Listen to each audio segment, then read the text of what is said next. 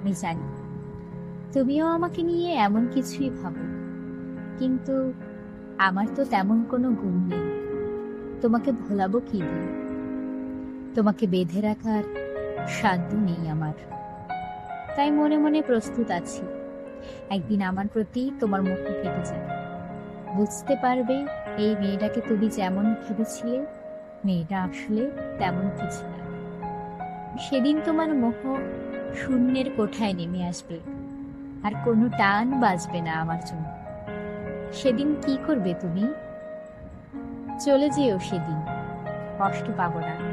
যা পেয়েছি, যতটুক পেয়েছি, তা পাওয়ার তো কথা ছিল না, কিন্তু তারপরেও আমি পেয়েছি।